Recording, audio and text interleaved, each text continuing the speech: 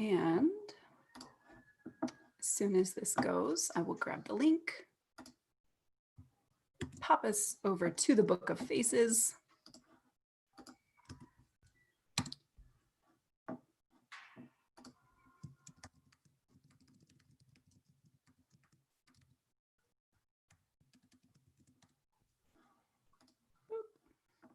There we go.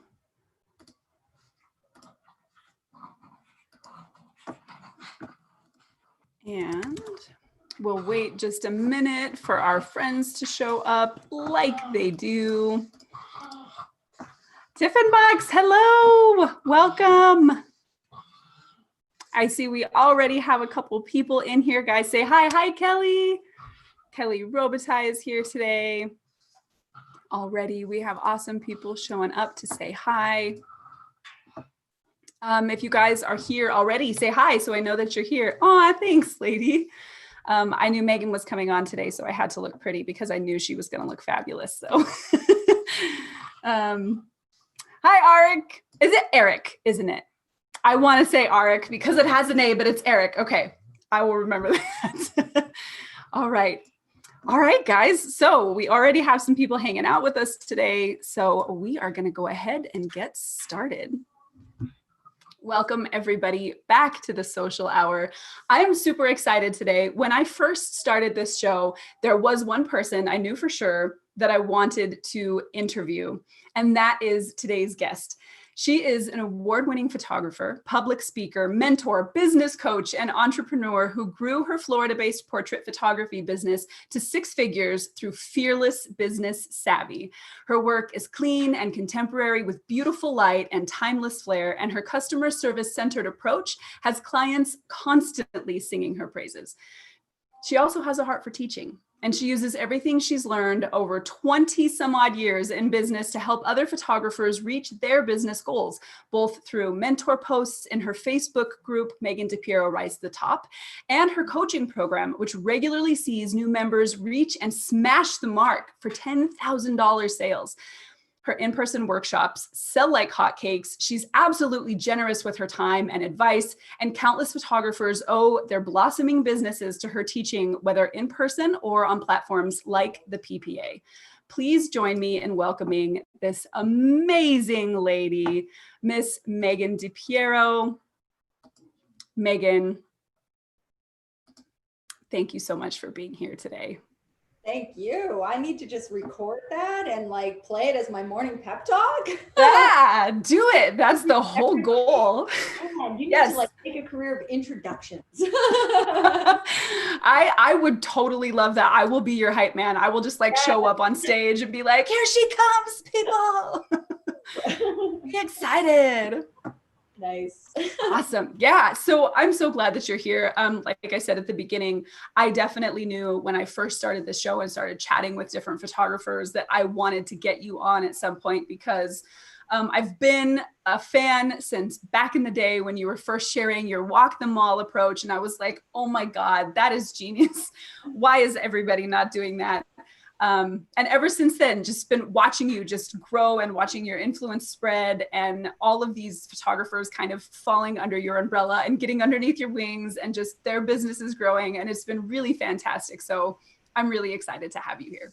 Well, thanks. Oh my God. And here I am talking to the artist, the legend herself with your so we're in company. I'm glad. I'm super excited. And I know, so sometimes we'll start, you know, kind of just finding out like what drew people to photography. But in your case, I'm really interested. I know some of us are photographers first, and then we kind of fall into business. And some people are business people and they start photography as a business person. And I would love to know which one you are. Oh, I'm actually the mom with a camera. That's me. I was like, I started when my babies were born. I was like, I need to photograph everything. And then, you know, Facebook and my children's birth coincided nicely. So I was like, oh, you can put your photos up here. And then like everyone else, you know, folks are like, wow, you take such great photos. Can you take photos of my family? So that's how it happened. But prior to that, I have always been in sales. And so I've done, you know, I've done retail, I've sold cars, I've sold, you know, I've done training with big companies and just teaching people how to how to sell, how to manage, all this good stuff. So when I moved into photography, I think everybody has that period where they shoot and burn, and then they're Oh like, yeah. I'm done. You know, that means Like, this is not working. yeah, I think the average from what I've talked to other people, from what I've noticed, is 6 years. I feel like 6 years. And I'm like, that's a long time to be slowly burning out. And that's not pleasant. So it's just this like 6 year decline. And then suddenly they're like, I need to quit or I need to change. So fortunately, I think my burnout was fast and furious. And so I was like, 1 year, that's enough of that. And then I said, well, hey, I know how to sell. So I just don't know how to sell photography. And I said, I'm going to just put my money into learning how to sell photography. And that's what I did. I hired coaches. I went to every pricing workshop I could get my hands on, and I was ready to roll immediately. So I pretty much live by that ethos. I'm like, you do not have to spend 6 years, 12 years, literally 20 years. I've worked with people who've spent 20 years floundering. And I'm like, why? Why waste that time? You can fast forward everything so quickly by just standing on the shoulders of greats. And to this day, I will stand on any great shoulders. I want to just fast forward my progress and get to success as quickly as possible. And that's a great place to be. So the sooner I can elevate, the better. Yes. Yeah, absolutely. I kind of did the same thing. I dropped that relatively quickly because I was like, I thought I was doing great. I'm doing all this work. I have no money. So yeah, that's old. yeah, I didn't love it. It took a little while to kind of start to find my place in the industry, but I think as moms, that can often be a long route for us because we have to balance that, how much time I can spend on my business versus where I have to be with my kids, and how do I figure out how to make those things work. At least for us as a military family, you know, my husband's career had to come first, and if he had to travel, I couldn't really it didn't matter what I was doing, I had to go. So for you, how did you find, as like a young entrepreneur, your babies are just born, how did you find balancing that? Like, did you find a good balance, or was that just one of those things where it's constantly tilting back and forth? So definitely the shoot and burnout year was not balanced at all. And that was part of the reason why I burned out, because I'm a morning person. I'm one of these people up at 5 a.m., no alarm. I love that. And like, meanwhile, that's not how I could live my life as a stay-at-home mom. So I was instead working, 1 a.m. and it was literally painful. Like, it was hurting me physically to be doing work like that on, those intense schedules, like wait till the babies go to sleep, get to work. So I just was not a fan. And then once I started charging more, I was like, okay, there's a way to make this manageable. And there's a way to control my time and make sure when hours are going out, that dollars are coming in.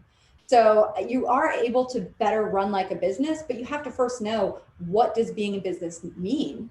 And so many people coming at photography, they come at it from love of the craft and from love of people, wanting to share with people and give their heart and soul to people. And so they think of themselves last and they think of everyone else first. And when you start understanding numbers, business, pricing, sales, you can put yourself back in the place you belong as a professional. You say, I'm a professional. I am in this profession because it's not a bad thing to make money. If you didn't want to make money, you can continue to be a hobbyist and love that, and that's wonderful. But people who want to sell their work need to understand what being a professional and what being a business owner is. So I do think I was able to find those things quite quickly because I prioritized the lessons that I learned from others. That's such a good point. I know even up until this day, balance is still really tricky for me. And people might say, "Oh, you're doing so many things." I'm like, "Yeah, but I'm doing them badly." I mean, I'm getting things done, but it's certainly not to the level it could be if, up until this point, I had been making the money I should have been making in order to bring in the help that would have made that difference. Yes. So definitely, I am one of those, an artist first, a business person second. And I understand like the concepts in general, but I'm so bad about putting them in place. I'm harebrained, and if I could like outsource it all to people, I 100% would. So how do you, I know you're like the most organized person. When I see some of the lists and things that you have for like, this is what my day looks like, I'm blown away. I have like a million calendars and charts here to try to keep myself organized. Yes. I got this thing to try to do that as well. So it could like beep at me and remind me. How do you do it? Okay, so here's the really fun part that I think will bring you and a lot of people a lot of hope. I am not the most organized person in the world, not at all. Like what's in my nature is like squirrel, that's my nature. And I'm very ambitious and I love chasing things and I need that grounding. So if you want to know who the most organized person is, like maybe anywhere, but certainly in my family, it's Eric. He is the most organized person because what he'll do is he's like, I'll say, what are you going to do today? He's like, I don't know. My phone has these 3 items. I think I'll do those. And it just boggles my mind. I'm like, what? You're just going to like look at a note and then do the note? What? So meanwhile, I have to build all this structure and accountability for myself because it is not in my nature to see the note, do the note. That's true organized. True organized is like, see it, perform it, it's done. But what I have to do is I create structure and I'm like, okay, at this hour, this is going to happen. And I'm going to still have my miracle morning and I'm going to have my motivation hour and I'm going to have my gratitude. So I still have to find my joy in my own things. But then I also have to be like, ooh, and I better hit the ground running. So my to-do list is going to be written at 5:30 p.m. And then I'm going to be ready to go for 5 a.m. Like I have to plan things out and structure. My calendar is my life. It's my Bible because I wouldn't be able to perform everything that I do. Like people say, oh, how do you do what you do? The answer is outsourcing for sure. And the answer is structure.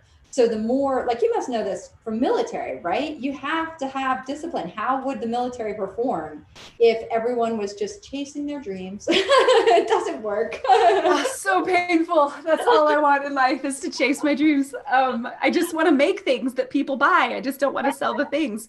And I do want to get back to that because I know you have a really beautiful philosophy on what it means to actually sell to people and how client-centered and loving that is. But since you mentioned the discipline and talked about your miracle morning, I know that how you start the day can have such a huge impact on your productivity, on your energy levels, on everything else. So let's talk about your miracle morning. How do you set up your days so that you can become this productive kind of powerhouse? I don't know if I want to scare everyone that much, Nicole. The uninitiated. Like, okay, so people were joking because my timeline is to the 9 minutes. And there's a reason why it's to the 9 minutes because that's how snooze works. So what I do is I'm like beating the clock. I'm like, okay, what can I do in 9 minutes? The timer went, what can I do in the next 9 minutes? So that's how I think about my day. So the most important thing for me, something that I've always loved and I'm really passionate about is learning. And so I don't feel that my life is successful if I'm not learning something new. So the way I start my day is with my greatest joy and my greatest priority, and that is learning. And so what I do is I wake up, my first 9 minutes, I'm getting dressed. And then in the next 9 minutes, I hit the road and I've got Audible on and I start every day with a business book. So that's how I start. And then, but then I come home, my family's still sleeping. They are all night owls. I don't know whose children these are because apparently like I'm an extrovert, they're introverts. I'm a morning person. Like I could be waking up when they're going to sleep. It's crazy. So, so then I wake up the family and then I walk with Eric. And so Eric is my business partner and of course my life partner, my husband of 20 years. So we walk together and as an extrovert, I'm able to process ideas by talking them out to him. So my whole day is starting from learning, passion, and exchange of ideas. And I love that. And then also, by the way, I'm also exercising, I'm getting time in nature. So that's really my favorite way to start the day. And I find that when I do that, it's just what can go wrong with the day if you start from that place of passion and performance. It's really wonderful. Yeah. And that also give you that chance to connect with your husband when I know, especially, with both of us working at home, and I know you both kind of, you are business partners. And so there's, even though you're together, there can be that disconnect of you're each focused on the task that needs to get done. And so having that time to connect is so important. Yes. And since we're having our social hour here, we should be real about this too, because a lot of people say, oh, I would kill my husband if I worked with my husband. I would kill my husband. So the fun thing is there's actually on our walk, part of the reason why we walk is to have that time to connect, but we're solving business problems too, but we're connecting as partners. Right. What happens is if we're going to fight, it always happens on the way out. And on the way back, we've like somehow come to a solution and we've solved things and we've made peace. But I swear there must be like, there's this one, like at mile 2.5, I'm sure that those neighbors think that we're going to murder each other because we're always arguing right at their house. So, but it's really wonderful to have that time with him. And I think the misconception is people say, oh, I would kill my spouse. Why? Because they think different. And I think that you need to put more people in your life who think different. Put people in your life who disagree with you. Put people in your life who push back, who say no. Of course, you have to have people in your life who say yes. You have to have that. But as artists, sometimes we can saturate ourselves with a little too many of one or the other. Either you have too many people that don't believe in you, and that makes you squelch your dreams, or you have too many people that are like, yeah, you got this, do it, do it, do it. And nobody's saying, well, is that a good idea? Let's think about that. So you have to make sure there's balance and that you have both types of people around you. Totally agree. My husband is definitely that person. He's like, I don't think that's going to work. I'm like, why are you squashing my dreams? Yes, he's definitely my opposite in so many ways. And us working, we don't work on the same thing, but we work in the house together, of course, especially right now. And our kiddos do school here as well. So it definitely, it tests your ability and your threshold to, you know, tolerance and stress and other things like that. But I feel like if you love your partner, you talk to them and you let them know, I'm starting to feel this way. What can we do about it? Rather than, you know, attacking each other, or communication is always the thing. If we can just communicate, I feel like it won't really ever become a problem, because you go, this is stressing me out. And they go, I don't want to stress you out. And you guys go, okay, what do we do about it? And then you fix it. Yeah. Well, that's the most brilliant thing you hit on there about when you love someone, you will work to solve things. And I heard this thing recently. It was about some strange story where these families were thrown together, where they weren't born and raised with their siblings. They were born separately and then their siblings came back together. And they said the problem was when the siblings came back together, you know, naturally when you're in a household with multiple siblings or multiple people, you learn the art of compromise. And it's like, we're all going to live here together. And we all know this from COVID, right? We're all going to be here together now. So how do we make this work for everybody? And in writing the book that we have, that I'm working on right now, it's called She Sells, The Empathy Advantage. And the empathy advantage is so important to me. And I think that a lot of people look at, how can I sell my work if I don't have mastery? And that mastery in their mind is mastery of craft, far and above. Most people are like, have to have mastery of craft. Okay, do you? And the second piece is mastery of business. Do I have the pricing and sales skills? Do I have all that? And what I say is the most important thing that you can have as a business owner is mastery of connection. So if you think of mastery of connection, what is important to me? That I show love to people, that I can compromise with people, that I can find solutions to their problems and mine. As human beings, we're living that out every day. So I guarantee you, someone like you, living in a household with 3 kids and a husband, you have your mastery of that. You have mastered empathy, compromise, understanding. And so therefore, I think you're ready to charge, Nicole. You got this. Like, empathy is there. It's on your side. And now you can help a client through whatever they need because you've mastered that relationship aspect.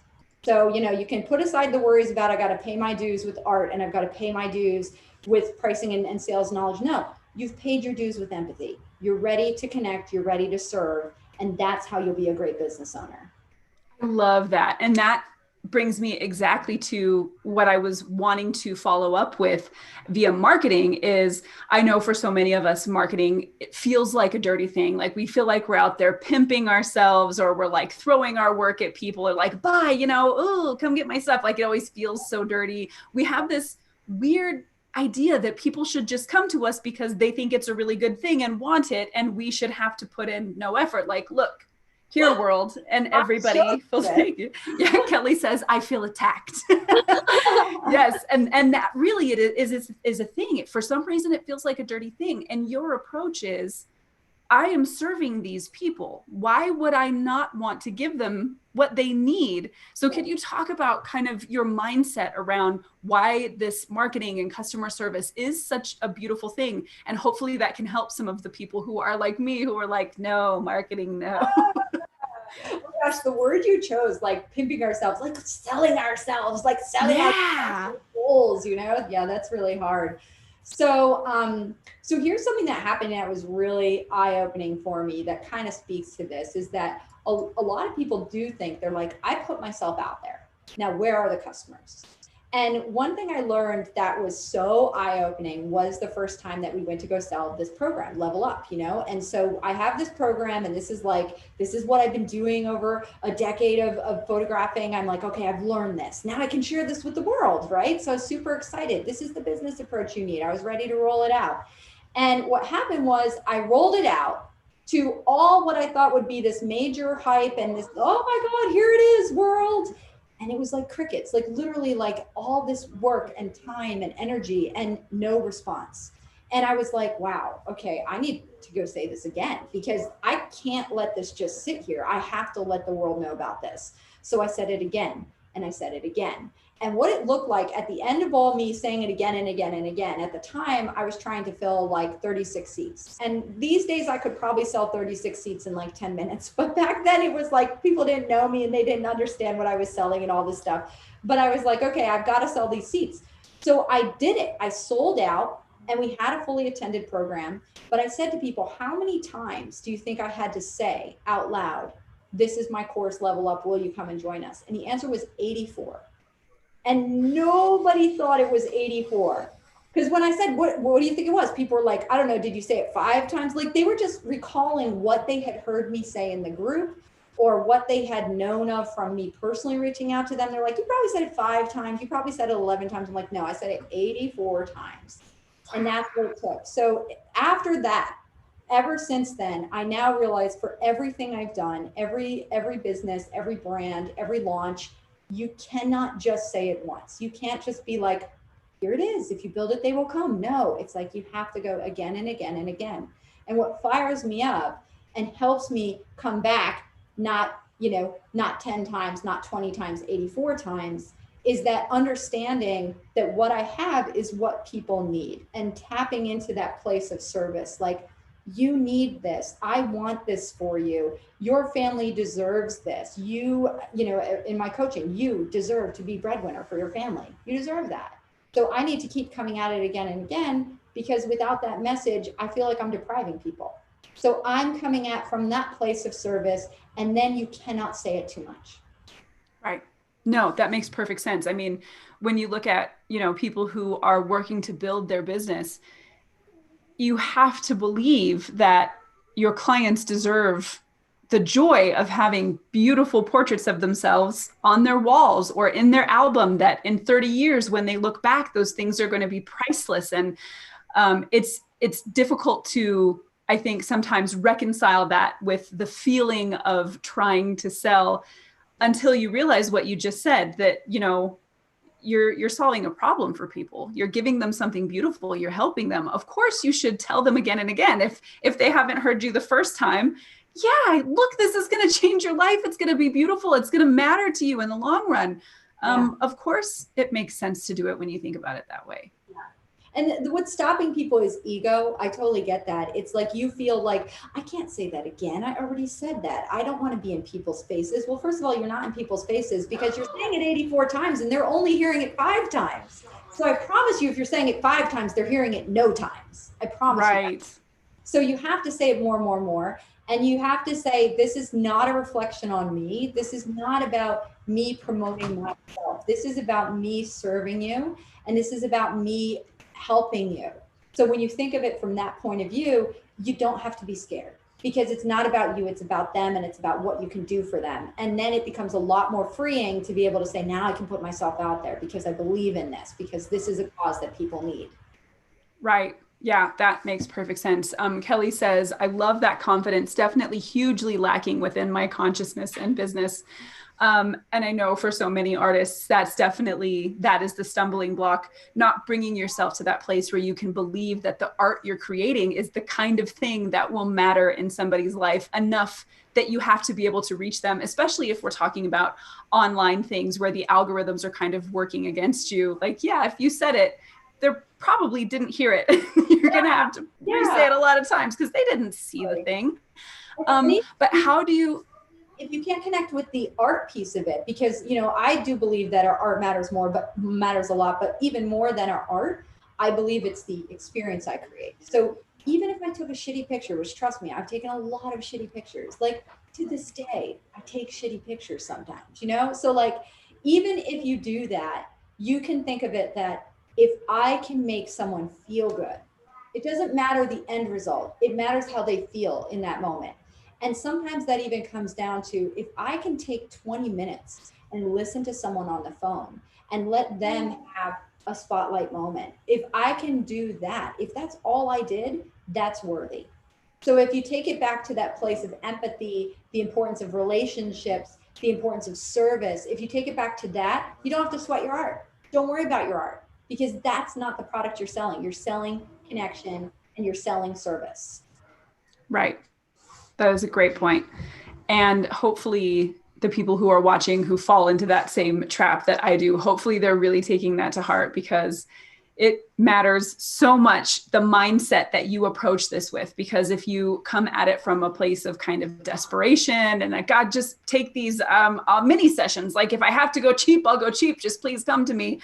People can feel that. I mean, there is a difference of energy when you're approaching something from a place of, I don't really want to be doing that, but here, please take my thing. To I'm going to make your life better. Please come see me. Even if that's, you know, through your Facebook posts, I think people really do respond to the intention behind if you're posting it 20 times, 30 times, 85 times, but it's with that intention to make somebody's life better. Yes. It reads differently somehow. Mm-hmm. And I promise you, they're never going to see it 20 times. Never, never, never. Like you'll be lucky if you post something 20 times and they see it 3 times. That's how much they're going to see. There's so much noise. So you have to just keep coming at it again and again. Yeah. And do you find, is there a way, I know for some people, especially if they're using Facebook or other kind of social media platforms to not only be present as a person, but to kind of sell their business and keep people updated. Do you find that there is a way to make a good balance there between I'm still a human and I'm here on Facebook because I want to connect with you, but also I do business stuff too? Is there a good way to balance those things? So one of the really fun things is that everyone should go look at how much I posted in 2019. The answer is 8 times on my business page. I posted almost never on my business page. And I think so many people think social media is the answer. And I do agree. I think social media is a big answer. But what people are doing wrong is they're taking this approach that I call it's look at me versus look at you. So if I say, look at me, look at me, look at this thing I'm doing, look at this thing I did over here. Did you see this thing I did? Look at me, look at me, look at me. No one wants to hear that. What people want to hear, what humans naturally want to hear is they want to say, look at you. Look at this thing you did. Look at what you've created. Look at you. That's how I use social media. So yes, my business page posted 8 times last year. It's posted a lot more now because I got my act together, but my business only posted 8 times and yet I made hundreds of thousands of dollars. But what happened was my personal page was very active. So my personal page was going out there. I follow all my clients. All my portrait clients are near and dear to me. And so I know their husband just got a promotion. They just got a promotion. Their mother-in-law is remarried. I mean, oh my gosh, I know everything about them because that's the nature of people. They like to share. Or, you know, their child just did this. They are having a new baby. I know all of that stuff. And it never ceases to amaze me the way that a little connection, a little look at you moment can make a difference for someone. So I just had a client recently. I'm quite sure that it's going to result in something like an $8,000 newborn sale. And the way that happened was that she announced she was pregnant and I noticed. And I didn't say, let me photograph your baby. All I said was, from the bottom of my heart, I'm so happy for you guys because I knew her pregnancy journey and I had been following her and connecting with her. And it was that moment of look at you that had nothing to do with me. And because she felt seen, she knew that I was the person to see her. So that's all we have to do is we just have to connect and relate and be looking for the opportunities like that. Yes. Yes. I so many times have kind of I've written articles about this. I've talked to people in person about this. I know I harp on this in this show often, the importance of networking and making those human connections and really, and not approaching it from a mercenary perspective, but approaching it from a way of making true and honest connections that matter, where you are making a difference in somebody else's life and they are making a difference in yours. So when it comes to clients, especially reaching out to try to bring them in the door, how do you actually do that in an effective way? Because of course I remember like initially the walk the mall and like, you know, all of these different ways to kind of start building these business relationships. But how do you bring people in the door using empathy? Yeah. So, and it's super confusing, right? Because here's me saying, oh, I said this thing 84 times. And then on the very next note, I say, I don't talk about me. Because when I say something 84 times, what I mean is there's these points of connection that are not about me broadcasting me. They're about me reaching out to help someone. So when I did Walk the Mall, it was about me going to the places I was doing business with anyway. Like, you go to your dentist every 6 months, right? So how can you help your dentist? Or, you know, you go and get your hair cut every month. How can you help your hairstylist? You go to a networking event. How can you help that new person you meet? So that's the approach I was looking for. It was like, how can I help? How can I serve? What value can I provide them? And the obvious we would think as portrait photographers is, okay, I give them a session, but that's not always it. Go beyond the obvious. So for my dentist, it was just being open to this place of service. What can I do for them? And what it was they saw I had before and afters posted on my website, and they said, we want to show before and afters with Invisalign. I say, cool. Do you guys have Photoshop?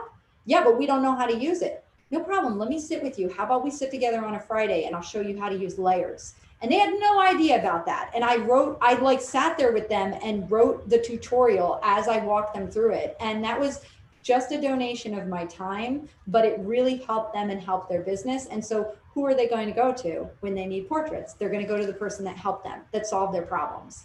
So that's the opportunity. So even when I'm looking at selling mentor programs, I'm not looking at, hey guys, you have to buy this program. I'm looking at how can I provide day in, day out value for people? How can I help them, whether it's encouragement or information or education? Like how can I provide? And then eventually it's going to come the time where you're like, I need more. I'm like, I got you. It's no problem. So, you know, that's what we're there for, to do, to serve. Yes. I think that is the best way, honestly, to approach life, just in general, is 100%. Also, my mommy is here. Hi, Mom. She always likes to come to the live shows. So I love that she's here. So I always have to give her a shout out. And then looking at it from that approach and knowing that the goal is always for the good of the person you're serving, how do you handle it when things go wrong or when there's a rough patch or the business isn't performing as well as you'd hoped, or for whatever reason, things just get rough? Like, how do you approach getting past those places?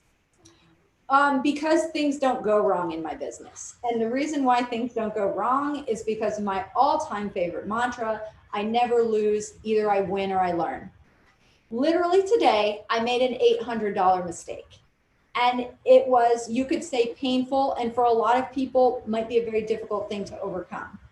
I said, I never lose, I win or I learn. Okay, what did I learn from that? And then it was a matter of, if I can take a lesson from something, then I've succeeded. So when I look at a problem, I don't look at it as like, this is the end, this is doing me in, this is frustrating me, this is hurting me. I don't look at any of the negatives. I only look at like, what can I pull from this and how can I make this right?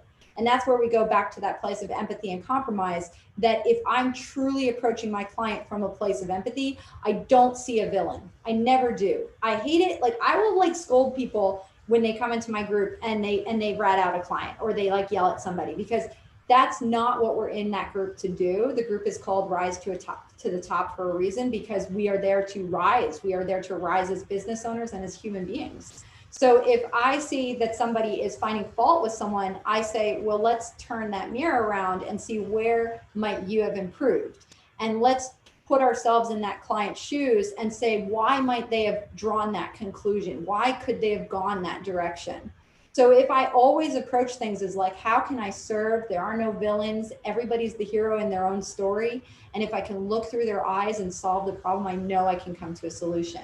And it doesn't mean that I'm a doormat, right? It's going to mean that sometimes I do stand in my integrity. And usually the line I use is in fairness to other clients. So if you use that line, in fairness to other clients, this is what I'm going to ask of you, or in fairness to other clients, it would only be appropriate for me to do this. So I'm going to still be fair to myself and to my client base, but I'm also going to come from a spirit of problem solving. And how can we make this right? And what good faith gesture can I do to solve things for you?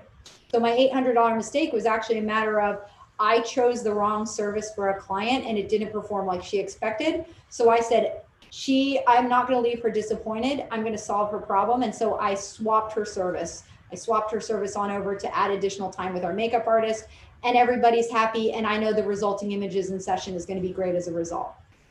Right. I love that. Do you think, did that for you require some kind of mental training? Because I know, like, it's easy to say it, but what people don't see is the work that goes into kind of teaching yourself how to think that way and having that be the first thing that pops into your head, rather than, oh God, I can't believe I did that. What a fit, For so many of us, that's the go-to. It's the default, right? Is like, oh no, I can't believe, so a snafu at work. Oh no, my boss is going to kill me. I can't believe I did that. It's going to look so bad. Yeah. How do you go from that to, okay, now I know that I need to make myself a list so that I check these things before they go out next time. I'm going to be way more effective the next time this comes around. Like, how do you train that mindset into yourself? Okay, so I said I'm not naturally organized. This is one thing where I do think this is naturally in my wheelhouse. I am a middle child through and through, and I'm all about, I'm going to solve problems and make peace. That is completely bred into me, and I'm a really big fan of that. So my challenge was not so much, how do I train that? Because that was innate. My challenge was, how do I be okay with this? Because the world was telling me that this was not the way to run business. And I had constant self-doubt, because if every Facebook group you go into says, well, what does your contract say? Right? Doesn't every Facebook group say that? Well, what does your contract so say? Much. Yeah. Well, what did your client sign on? Like, that's the answer to everything. Add another bullet point to your contract. And what that is about protecting what's yours. And people come from this place of protection and defense. How can you be loving and serving when you're just trying to protect yourself? So I remove that layer and I say, quite controversial, I don't do contracts. What I do is I'm always going to solve a problem, and I'm going to put enough pieces in place to protect me and protect my client. But we're coming from this place of service and problem solving and solution finding. So once I realized, wow, there are other people who don't do contracts. Marcus Lemonis is famous for it. Like, he, on the show The Prophet, he does $1 million deals on a handshake and good faith gesture that he trusts the human being he's doing business with. And so once I started to find role models and stand in my own integrity and say, this is okay, this is acceptable, I really started to shine more and more. And it was okay for me to say, this is my mantra, this is my ethos, this is how I conduct business. And so I try to share that with people so that maybe if they don't have a role model, they can see what's possible too. Right. It's definitely right now almost taboo to be the person who is very optimistic and on the bright side of things. People are like, how can you do that? Because you're minimizing, or you're, telling people that something's not okay. And it's like, well, wait a minute. You have to, is that profitable for you? Number one, is that mindset profitable? Because if your default is to go to, oh, well, the contract, and oh, well, this, and you're immediately on the defensive, it's not as easy to work with you. People are going to start questioning you, like, how well is that actually working for you? As opposed to when your client sees you as an ally and a problem solver and somebody that they can trust. And if you can approach these problems that come your way with this ability to find the great part of it and be like, okay, so here's why this is good. Man, it seems like such a better way to go. I don't know how or why that became such a taboo thing. So do you think that just being honest with yourself and authentic and then finding people you felt like you could trust to be like, yes, if you center your business around your heart, then it will work for you? Yes. So the way I know it's profitable is based on my referrals. I have a very strong reputation in my community, and I have competition just like everyone else. Sure. I tend to think of it as community, not competition. So I don't mind if people are in my space. I think that's excellent. But I also have very strong repeat clients and very strong referral base, super strong word of mouth. So that's how I know it's profitable. And by the way, this 800 loss I'm talking about, this is projected to be an $8,000 sale, so I can sustain it. What you can't sustain is that I've literally seen people lose their businesses, lose their finances because they were standing in their integrity was a place of, I will defend that contract all the way to the highest court. And why go that route? Like, there's never been a bad review on any of my businesses. I don't believe there ever will be a bad review. I aim for 5 stars, consistent 100%. And if someone was less than that, I'd want to know how to solve that. So those are the things that you stand to earn and gain when you go from that place of just true service. And it's not about policy, it's about people. Right. And do you think for people whose natural tendency is not towards optimism, do you think that there is something that they can do? Like you said, it's a mantra. Do you think it maybe if they have something like that where they can repeat it to themselves if a problem happens, or what are some things that maybe people who aren't naturally optimistic can do to help make that mindset stick for them? That you can learn for sure. So I have a practice of optimism, and it is a practice. And so yesterday this happened. We walk every day, Eric and I, and so we're walking our evening walk. We're exactly halfway there. So we go on this 4 mile walk. We're at mile 2, and it starts pouring rain. And if you guys know Florida at all, Florida is like, whoosh, it's like a flood. It's crazy, and then it's nothing. So we're halfway through this walk, and I thought for a second, I was like, oh, sure, of course this would happen when we're halfway through the walk, and now we can't get back, and we're stuck, and blah, blah, blah. And then I opened my eyes, and I'm like, there's an overhang.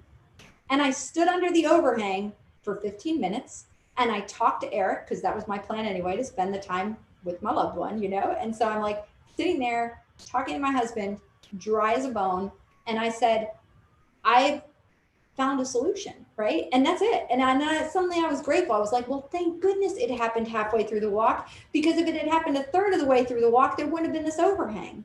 So every day I'm practicing that. And I have a habit with my teammates too. When I go into work, I go, best job ever. And I just start the day with like, best job ever. Man, isn't this the best job ever? And that's our mantra at work. And my mantra with Eric, every day we walk like, man, we have the best life ever. And I was saying that when it wasn't the best life ever too. It's not just like, oh, Megan, you've arrived and your life is so great. No, I was saying that always. And the more I say it, the more goodness comes my way. There is something so powerful about how you see the world shapes your reality. I mean, it's 100% true. So talk to me about when it wasn't the best life ever, but it was still the best life ever. How did you grow, stick to it, maintain that, forward momentum and drive and make that your truth? Yeah. Okay. So hardest time ever was in, of course, the Great Recession. Eric was in real estate, and there was no real estate market. Like, Florida was the hardest hit in the entire country. And we Yeah. were in like the hardest hit in the hardest region, in the hardest city. Our house itself got foreclosed out from under us. We declared bankruptcy on a business. We didn't know where we were going to live. Like, that's how scary and hard it was.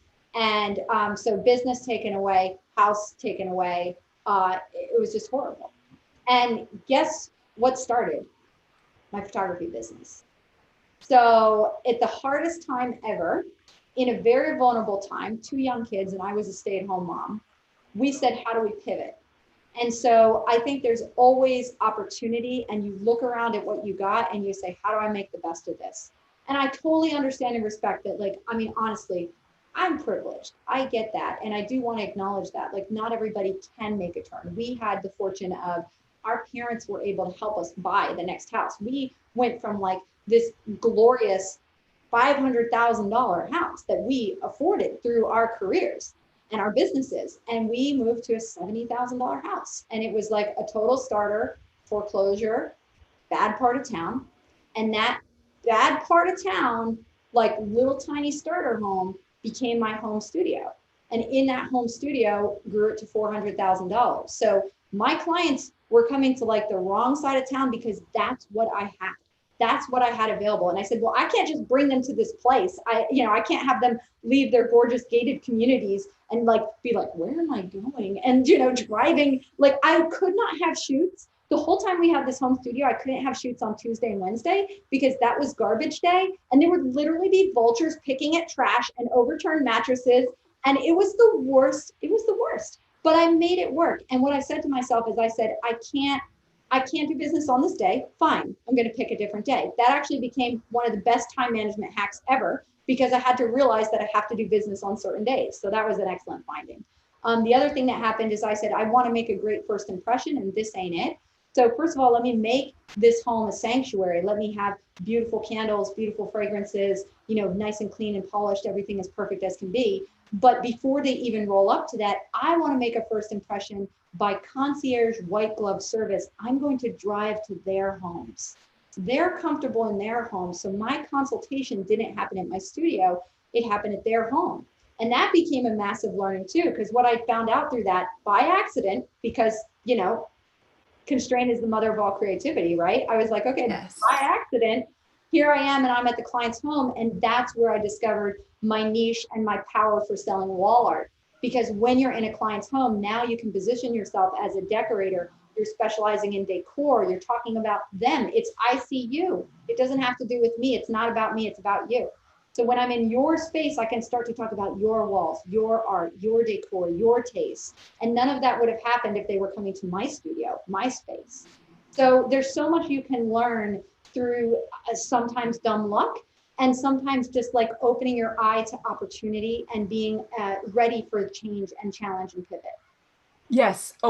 That's so powerful. So I have so many people in my life who I love dearly.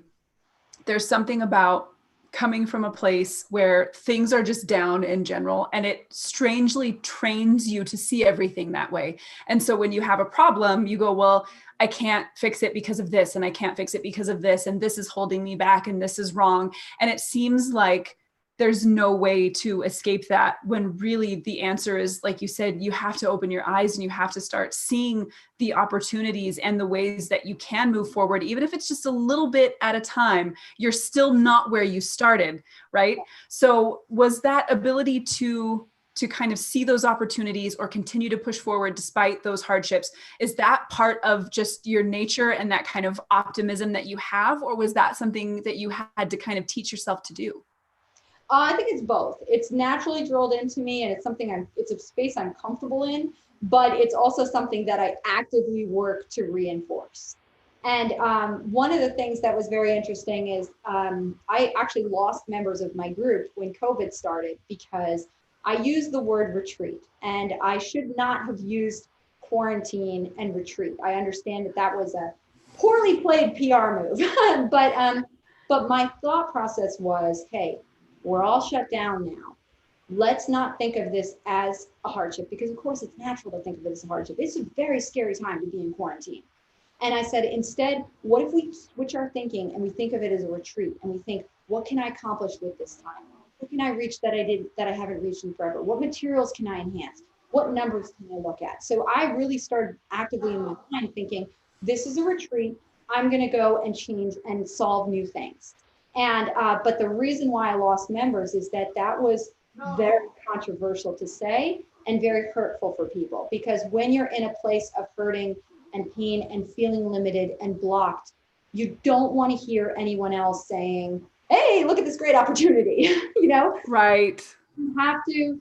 But then one of a wonderful person, actually, I'll call her out, Aurora, she was fantastic. And she came in and I was like, I was so hurt that other people were hurt. Never my intention. Always want to make people feel great, and I totally tripped over my words and hurt people, unintentionally. And what she said is, she said, I know that you guys, in defending me, she said, I know you guys think that Megan is always Pollyanna and that everything's fine. And what I've known of her over the years is that she actively works at this. And it's not easy, but it's how do you work when it's not easy? How do you take that challenge and take it as an opportunity? And so that was something she recognized in me, and it really, like, it changed me to see, it's that whole thing, right? She saw me, and the more we can see people and recognize them, it's so meaningful to me that she saw it that way, and it helped me change to see how I was impacting other people. Yeah, that's such a good point. Looking at, of course, during this quarantine, during the pandemic, it's horrible. People have lost their lives, their family members, their loved ones, many people, their job security, and so many things have been what it feels like taken. Yes. And of course, we should be able to grieve that, and not feel bad about grieving that. But at the same time, I think it's powerful and it's important for us to recognize you can either stay down or you can get up.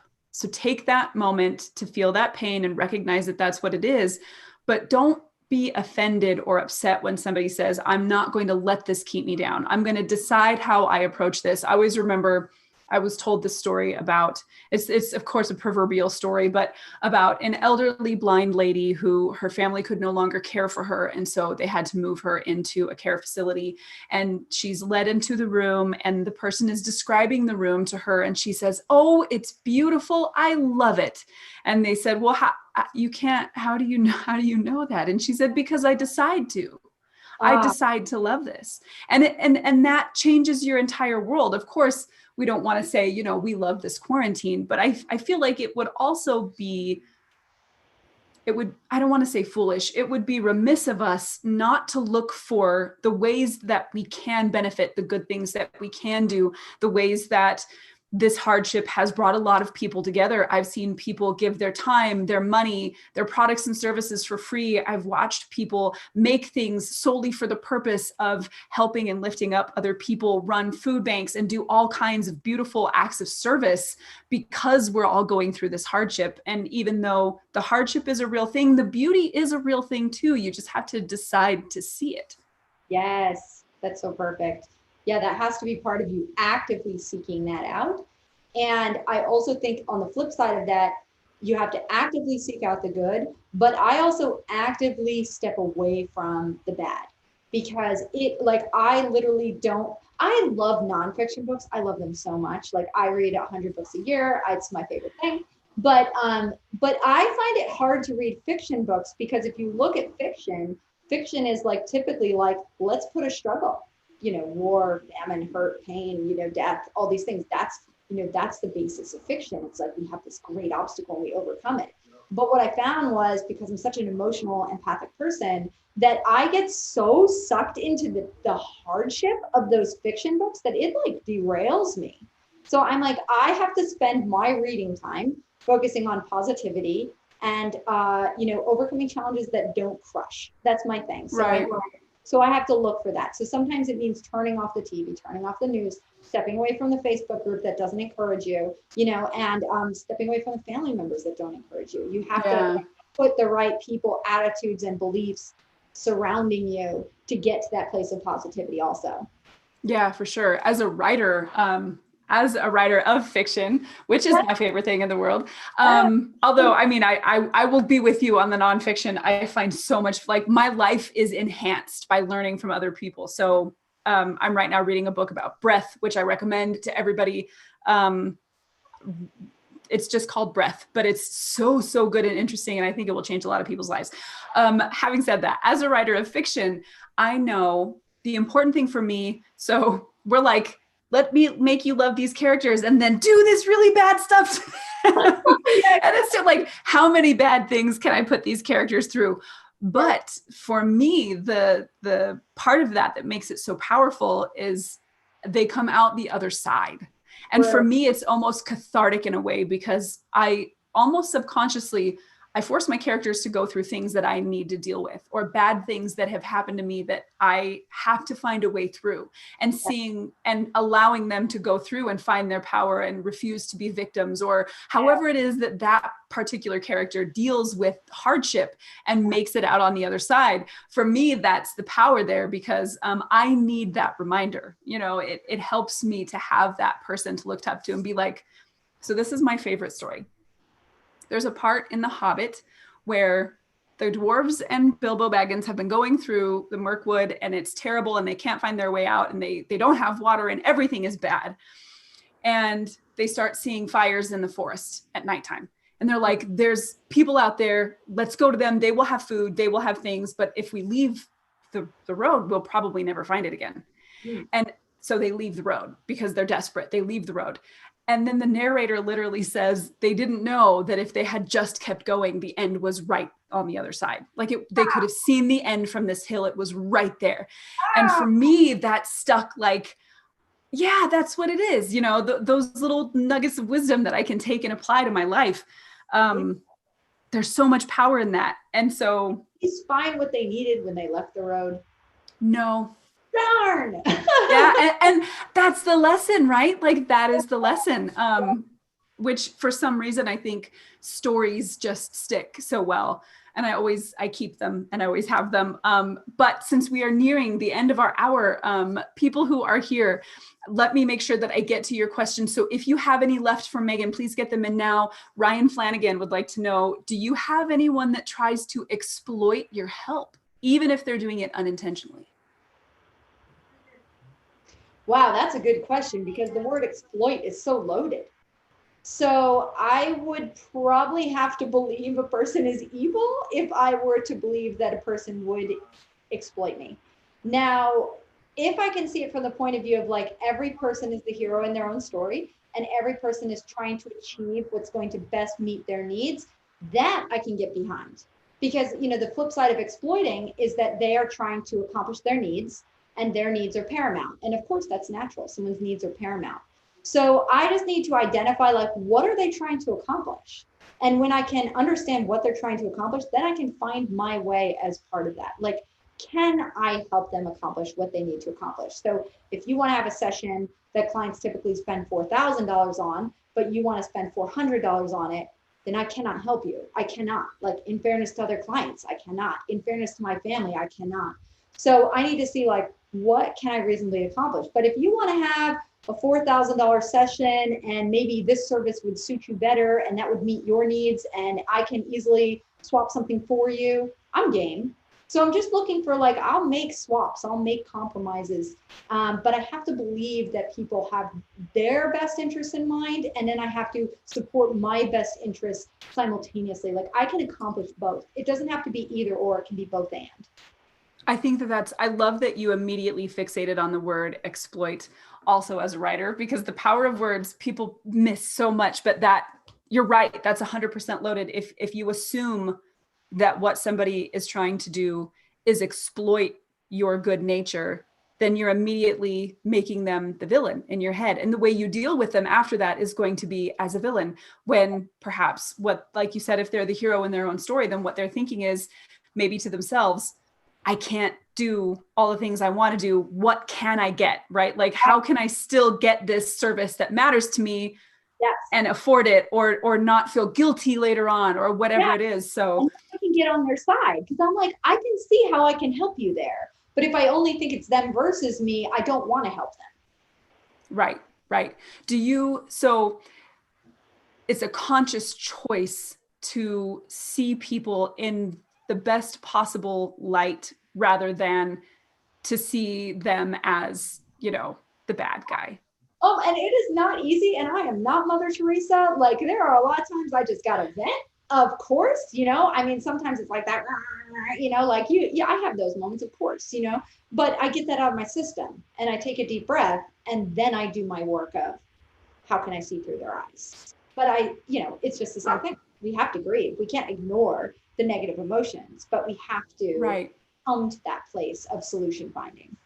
I think maybe that's what people miss so often when they feel offended by this idea of optimism, is that they think we're trying to minimize the fact that these emotions based on our experience shouldn't exist. And when that's not what's being said at all, like, yeah, grieve or feel the pain, give yourself like the grace to be like, that hurt me, but then decide that you don't have to live there, right? Yeah. Like you don't have to choose to stay there.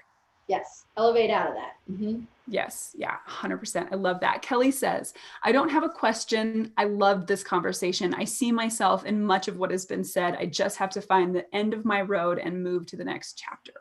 Woo! Yeah. What if it's just right over that hill?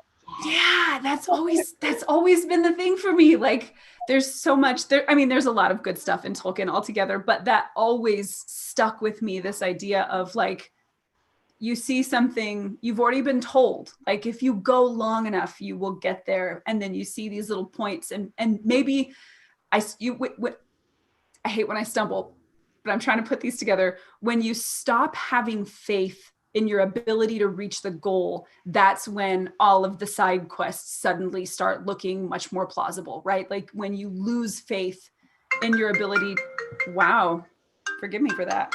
I usually have that turned off. When you lose your faith in your ability to keep going, or the fact that the goal is reachable, that's when the hopelessness sets in, right? Yeah. So that always stayed, this idea that focus. Yes, totally. Yeah. Do you think, having brought that up, do you think that there is a time for somebody to give up? Do you think that there is a time for somebody to say, okay, I've been beating my head against this wall. Maybe this is not the right thing for me? Yeah. And here's the way I determine that, because I've quit things before and I've quit them without apology. I mean, sometimes I apologize, but here's what I do to understand if this is the time. I say to myself, I just tap into my emotions and I say, when I think about quitting, whatever this thing is, quitting this person, quitting this job, quitting this quest, whatever it is, when I think about quitting, are my emotions leaning towards, oh, what a relief that would be? And do I suddenly feel a lightness and a freedom? Or do I feel an anguish and a despair?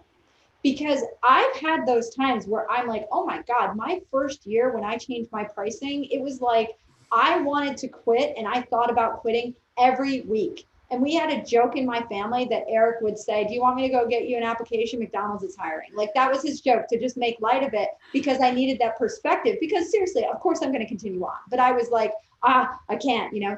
And so when I would have this depth and this despair, that was a sign to me that this is not my time to go, because the idea of leaving brings me anguish.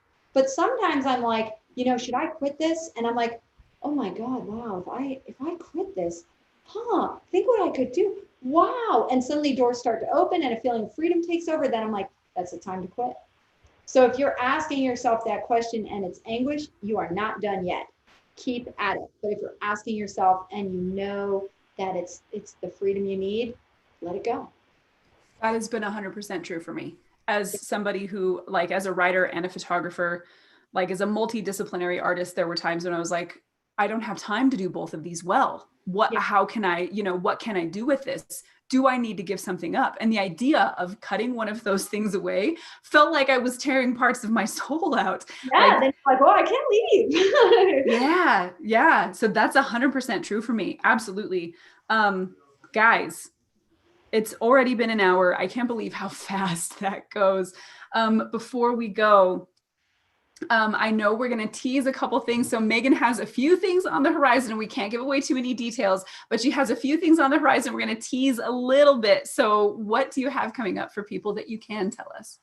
Well, I finally went public with saying that we have a book coming out, and the publishing date is set towards May. And I do know that Seishu is here, and he is my inspiration because he's been asking me to write a book for 3 years. So yes, get her. Finally, a book is going to come out, and it will be teaching these lessons, and it will be teaching you how to tap into empathy and how to use that as your superpower. So that's going to be coming out in May. And then the other exciting thing is that we have a YouTube channel that's going to be launching in January. And we just closed on the space. So we're going to have a beautiful studio setup that I'll be able to record videos every week. And it's kind of like those of you who have been in Rise to the Top and you know about, I'm so keen to write meaty lessons and be like, here's what I know, learn from this. Here's my free information, go for it. So I'm going to take the information, but start presenting it in video form. And I think obviously this is proof positive that it's exciting to hear from people and see people and learn the lessons visually and auditorially. So we will have YouTube in addition to all our written content. I mean, we're going to have all kinds of things. We're going to have a book. We're going to have a video. We're going to have it. Finally, I'll get on Instagram. So I'm carry up in January. Yes, so many good things on the horizon, guys. If you want updates on when these things are coming out, all the behind, like anything that Megan shares that has to do with the cool things that are coming up, head to Facebook and go to Megan DiPiero, Rise to the Top, because that is where she's going to be sharing all of those insights. Also, if you're not there already, why are you not there? She shares these mentor posts that are basically articles. I mean, you can, if you grabbed all of those and put them together, you would have like already a fantastic book. So my book is done, right? yeah, like you should just be grabbing those things. So definitely go there, hang out, learn from her. There's also so many amazing people in that group as well that share their experiences and insight and advice with each other. And it really is a beautiful, uplifting place to be. So make sure that you go there. And then as we end, Megan, I always ask everybody the same question. Okay. What is your why? Why create? Why make as a living? Okay. Well, I will say right now, my head is really in the space of making for business education. That's really where my heart and soul is at. And my why behind that is that I want to see every woman know that she can earn her place in her family as a breadwinner. And not just a breadwinner, but we're talking like you can make serious money at this. You can make doctor money, lawyer money, six-figure earnings, and imagine what you can provide for yourself and your family. And while you're at it, imagine how you can, it's no small thing to say, change the world with that. Like I am changing my children's perception of what it means to be a woman in careers. And I am changing, the people they encounter now are going to have different point of view about what a woman can do. So my biggest mission is empowerment and showing women what's possible and helping them achieve what is in their goals. I love that. Yes. Creating as a way to empower and change the world is a fantastic reason to make. I love that. Everybody who was here today, Tiff and Box, Kelly, Eric, of course, my mama who was here today. Dennis was here. You guys, thank you so much. You know how much I appreciate having you here. It means a lot to have you guys keep coming back with me for episode after episode. If you found this content valuable, if you know somebody who could benefit from hearing, Megan gave us a lot today, a lot to think about, a lot that could potentially change the way people approach their business, approach their life. Would you share this with them, please? Because there are people out there who need to hear this. And if you don't share it, they're not going to get it. So let's get this out to as many people as we can. So make sure that you like and subscribe. If you want to get those notifications when we go live, please ring that bell. We're going to have Brooke Shaden on in November. Jay Mayhew just confirmed with me. She will be here as well. So we're going to be talking about women's portraiture and conceptual portraiture and all of this great stuff. So please be here for that. And make sure all of Megan's information is going to be in the description below. So the link to her Facebook group, her Instagram, her website, her coaching website as well. So be on the lookout for that. Go find her, show her some love, give her a follow. And Megan, thank you so much again for being here today. This was an incredible conversation. I know I'm going to have to rewatch it just to get everything out of it that is in there. So fun. Thank you. This is very cool. And I mean, maybe I should pick up more fiction books. I've learned.